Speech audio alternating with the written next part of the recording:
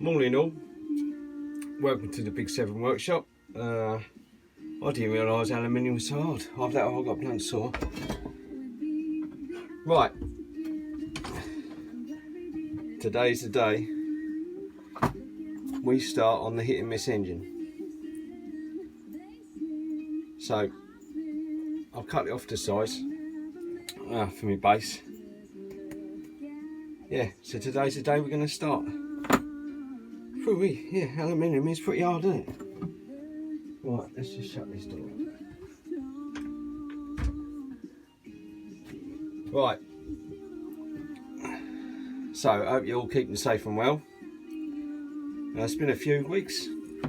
Thought I'd do a video a day because it's been a few weeks since I've been out in the workshop. And because now things are back to normal, or nearly normal, apart from I still wear my snood. We've been out in the old car. I don't know if you can see up here. We've been on the Totty tour all week. 520 miles in my little Austin 7. So I was pretty knackered when we got back last weekend. But this weekend I decided to make a start on my small hit and miss engine. Right, now before we start, I just need to say that I'm going to make this hit and miss engine, and I have no engineering experience whatsoever. I'm a lorry driver, and I'm going to do it in parts 1, parts 2, part 3, part 4, but in no way is this a how-to video before I start getting into trouble. This is just me losing a few hours in my shed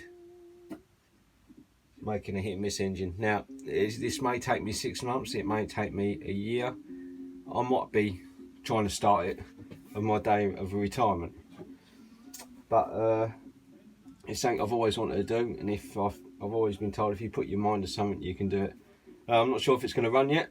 Our aim is to make it run, but we'll see how we get on. But I cut a bit of metal from my base, which I got, so that's the first bit we can do.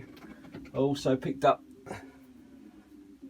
out of a skip the other day, and that is inch round stainless bar, which they put inside security fence panels. So if you try and cut it with an angle grinder, that spins inside, snags your angle grinder. So, and that is right, which I'm going to use for my liner, my piston liner, because I've been watching, he actually does it. I'll try and put a link in the description if I can. Machines.mz. I did Machine MZ. I did mention him on one of my other YouTube videos because he does a step-by-step guide, and he made a stainless liner and an aluminium piston, which is what I'm going to do, and he uses Viton rings rather than making piston rings. So we're going to go for that. Also, yeah, because you can't watch Machine NZ. I thought he was Suffolk. If he's watching this, I apologise, because I went by his accent and I thought he was Suffolk, but he's not. He's from New Zealand, and he actually follows me on Instagram, so I'll give you a wave all the way to New Zealand from England. Yeah, but that's good videos to watch. I do watch it each time. Yeah, that's quite a good step by step, but this is not a how-to video. This is just me having a laugh in my shed. Also, I keep getting this bloke's name wrong, and I try and, might not be this one, but one of my other videos. I'll put a link in the description where I finally wrote it down. It's Learning Turning Metal by Andrew Whale. Now that is a good watch if you want to binge watch something over the weekend. He's the man to watch. He makes steam engines. He's made hit and miss engines, odds and ends, which I would have liked to have done, but I ain't got big enough lathe at the minute. Yeah, and he's making a V-twin Hoglet engine at the minute, a bit like a motorbike engine, V-twin, but mid model. So yeah. Right, so now that's that done. Right, now this video might be a bit, because I don't know how much I'm going to get done. So I might come out here and just drill one hole, or I might come out here and mill it and all and everything. But right, I'll show you what I'm going to get up to today.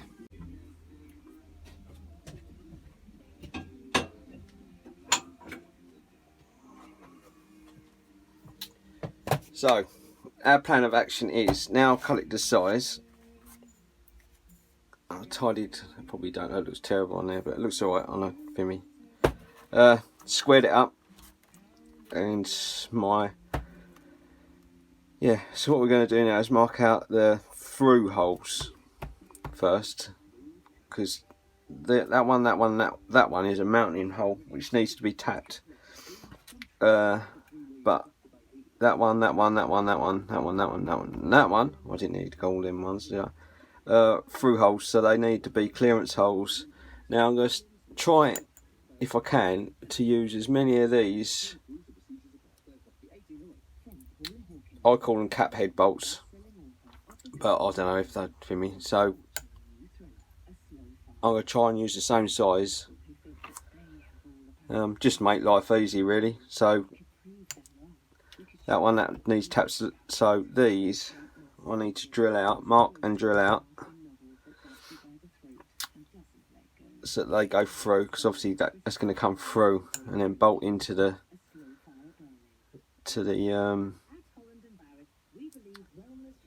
water jacket when I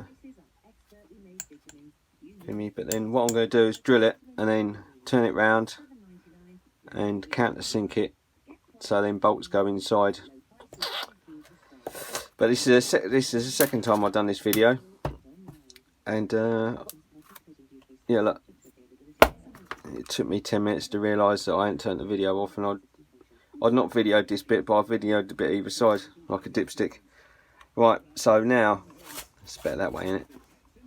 I've marked out these four. I was going to mark them all, and then I thought, well, what are you going to do, Flutie, aren't you? You're going to make a mistake and drill a bigger hole where you don't need it. So I've marked and centre punched all the holes, and now I'm going to take it over to the pillar drill, centre drill them, and then drill them through. Right, let's see you over at the pillar drill. Right, so I've squared it all up, so that's square with that in there, that's nice and tight. So I'm just going to centre drill these holes to start with. Glasses. Centre drill them to start with.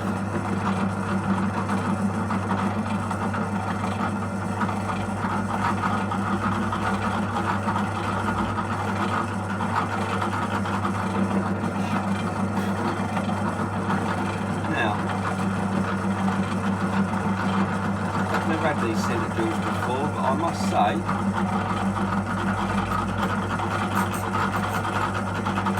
these are probably one of the best things I've bought.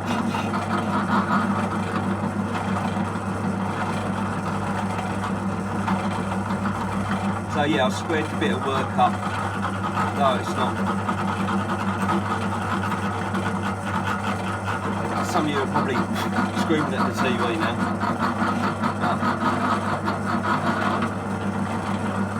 I squared it up. Oh yeah, that's nice. So that I know I'm going straight through. But you know, I haven't got many machines, the DROs. I'm just doing the best I can, having a laugh everywhere.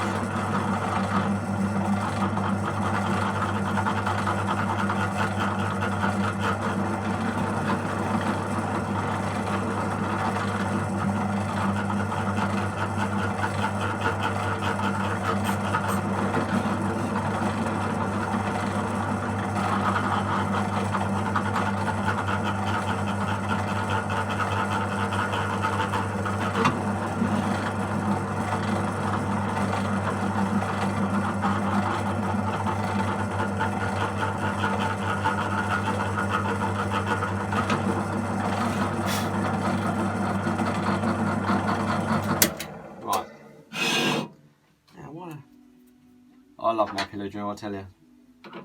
That was a good investment, this old pillar drill. Right, chuck out. Now they need to be through holes, so let's have a measure up.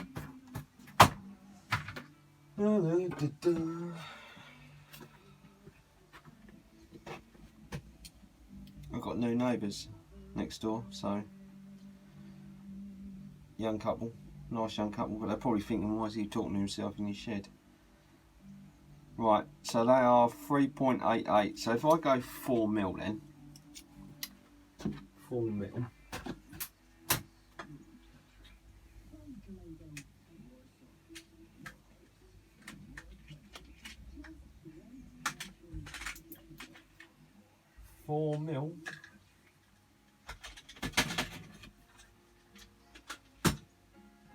Right, I'm going to go 4 mil. And I'm going to go straight through 4 mil. I'm just going to go for it. So, some of you are going to be going, oh, what's he doing? He needs a bottle first. Right, let's go.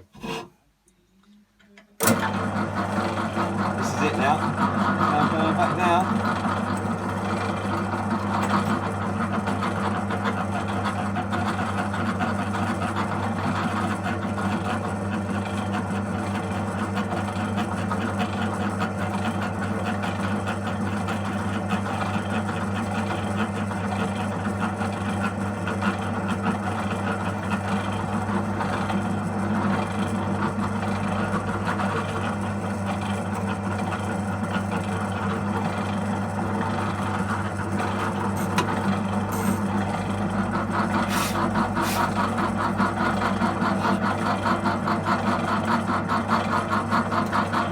Now, I suppose I'll better check that, haven't I?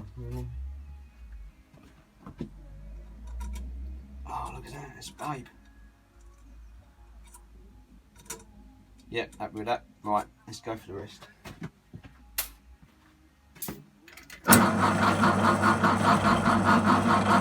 Eeny, meeny, miny, mo.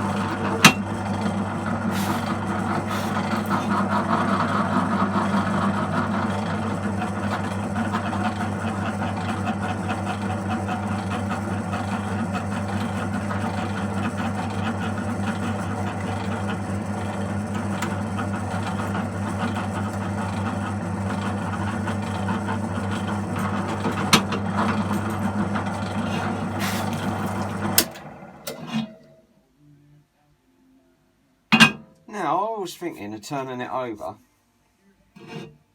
to countersink it, to turn it over, but while it's flat, I might as well do it there, mightn't I? So, right, let's put that one back. Now,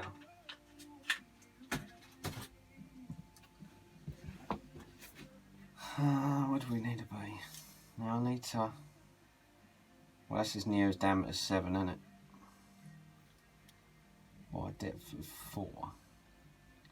Now I ain't quite sure how I'm going to do this yet. I think I'll start it with a drill first, and then use a 7mm bit. See, I bet you're all screaming, he's left it, yeah, he's left it in there, stuff in there. Right, so we'll go for a 7 then. We'll go for a 7. Do I have a 7? Yeah.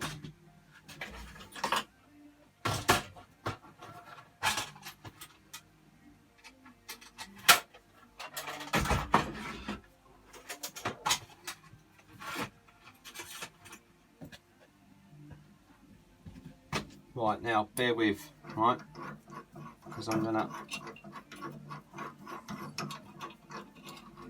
start off with a 7mm drill bit, and then I'm going to put my 7mm cutter in there. I've got to move it down anyway. Right.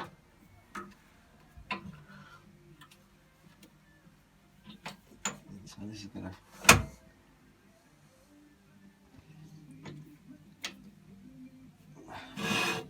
Right, so I'm going to start them all on this.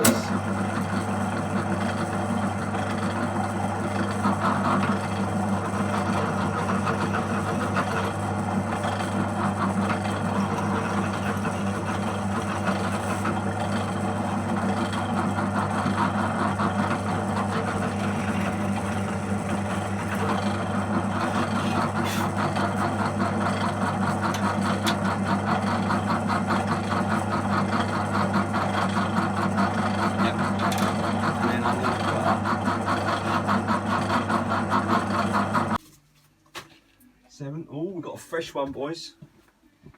We've got a fresh drill bit.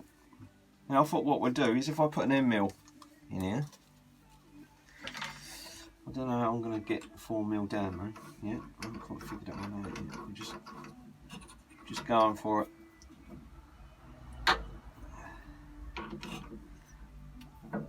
I think I might just gingerly do it. There we go. Right, let's see what happens here. Oh, I don't know, I could, couldn't I? Really? Hang on, I've got a bit of tape.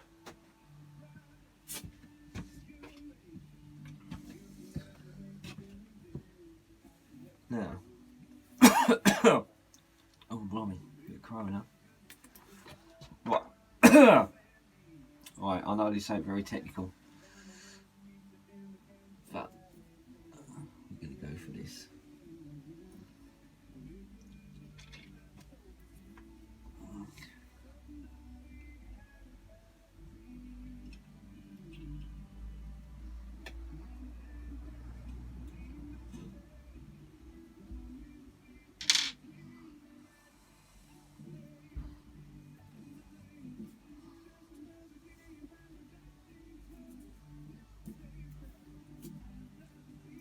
No, that ain't gonna work. Right. See what happens.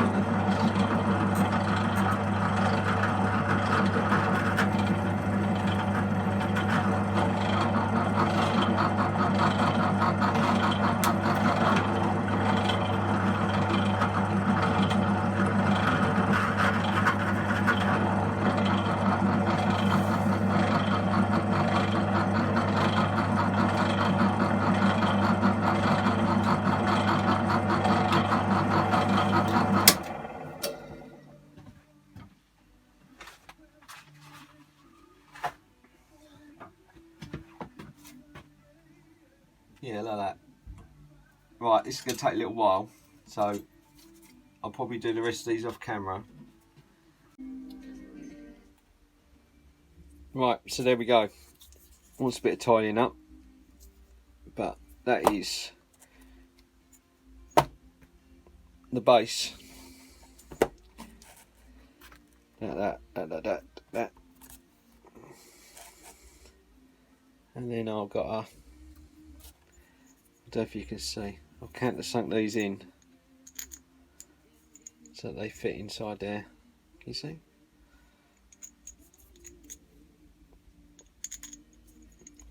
Yeah. So I could be longer than that, aren't they? But yeah, that's what I've done anyway. So that's a good start. So next this afternoon I'm going to drill and tap these, and then next video will probably be the milling out, I reckon. Otherwise this video is going to be like 4 hours long and you probably all falling asleep. So there we go. Right, so let's get a start on this video, innit? Good start on me. You hear me? It's pretty small, isn't it? But that's the only thing with. I might have bitten off more than I can chew, because I got a feeling that the smaller you make it, the more precise you have to be. But yeah, no, it's a good start, isn't it? And I was thinking to myself while I was doing it that this is the first bit you have to make, and this is probably the most critical bit, because obviously you learn as your mate goes, you're making it, but it's probably the most critical bit, isn't it? Because that's where the crankshaft goes, where the head goes in and everything. So yeah, right, so the next video I'm going to do is going to be a little bit of milling. My friends lent me an adapter so I can mill on my lathe. So that'll probably be the next video. But if you like this video, like and subscribe. If you could consider subscribing, that would be great. Yeah, and until next time, stay safe everybody.